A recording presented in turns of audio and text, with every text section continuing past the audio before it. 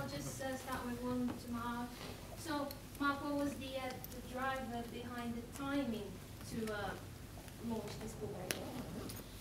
Timing for it, I think that probably I sat down one day and looked at the archive, the history of what's in the blog, and realised that there's a tremendous amount of content.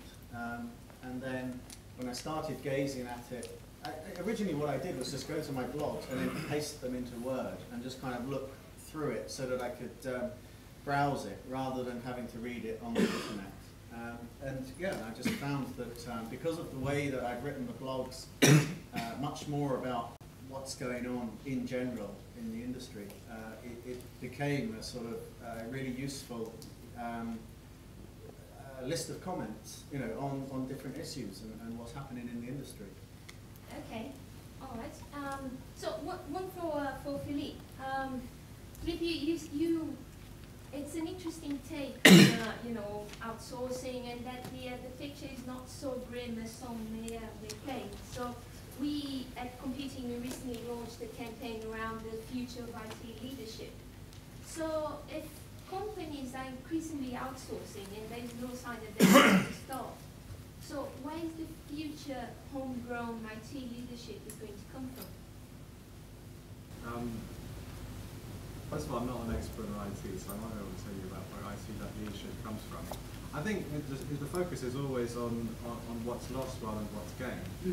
At the end of the day, you know, we all get richer by redeploying resources from less productive things to more productive things. And clearly, if you're doing the less productive things and your job disappears, you howl a lot.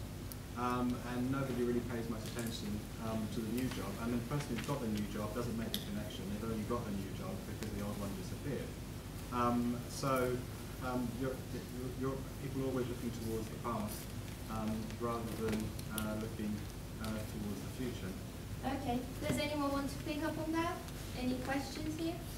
Please. Steve, you made the point, which is often not well understood, that the UK itself is a very competitive shore. We're a very strong net exporter, even technology services. Architectural services, 2 billion a year surplus. Are the universities, like South Bank University, doing the right things to keep the UK a very competitive place? Is the government, in its immigration and work permit strategies, doing the right thing to keep the UK an attractive, competitive shore? I think you're absolutely right to point out that Britain is incredibly competitive in IT services. It's actually the 3rd biggest exporter of IT services in the world. First is India, second is Ireland, third is Britain. It's ahead of the United States. So that's a story which we don't talk about. We talk about the offshore and not the export. In terms of whether the government's doing enough, I think, you know, getting foreign students in, attracting foreign students to come study in Britain is incredibly important, and getting them to stay on afterwards even more so. And the tightening of the visa rules, which the government has brought in, they've already pretty tight to start off with, and they've got even tighter, I think is completely and utterly short-sighted. You know, at the moment, there's a global competition for talented people. You look at Australia, you look at Canada, you look at New Zealand, they're all desperate for people.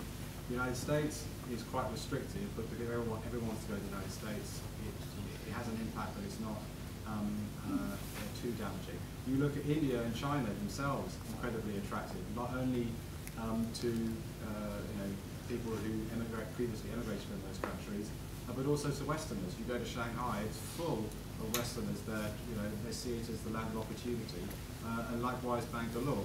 So you know, if Britain thinks that continue seeing foreigners as a threat and something that needs to be kept out, rather than actually an asset that needs to be attractive, then we really are shooting ourselves in the foot. Any other questions, please? I think one thing you need to factor into this whole theory is the impact of domestic consumption in these countries, because as prosperity increases, they are going to have large domestic IT requirements themselves. And whether this kind of a manpower is going to be available to service the West or other export countries is questionable. And in that scenario, what happens? In what scenario? You mean like China, for example? China or India, you know, as with prosperity, the consumption goes up and more IT people and services are required for the domestic market. Mm-hmm. You are not going to have so many people available to service the export markets. So what happens to the requirement that the export markets are currently generating? I can answer that question. Yeah, go ahead. You know, if you look at it, actually, the number of people employed in IT in India is minuscule relative to the population. So there's huge scope for the IT industry to expand, not just to cater to Western needs, but to cater to its own needs. I wouldn't really worry about that anytime soon. You look at Indian Institute of Technology are cranking out graduates like there's no tomorrow. Soon India will be producing as many graduates as all of Europe. IT is one of the most attractive industries to go into. I don't think that's a pressing concern. I think I'd probably just add one point to that though. I think actually India has to invest more in education. It actually is not investing sufficient in education. So actually the IITs, the IIMs, there are only, you know, I think 13 or so in total. The government is trying to invest, but actually the second tier universities are just not comparable. And so I think the Indian government has to put much more money into education to get the graduates up to speed and actually be available for the workforce in the future. Could I throw back to you one of the continents that Mark put up, which is Africa, where I'm pretty convinced, because there's such a relatively low level of production of talent, that talent will very rapidly be taken out of local requirements. I do not see Africa becoming a major centre for Oxford. It's going to be very answer the talent it produces because its universities are still so small. I don't think Africa will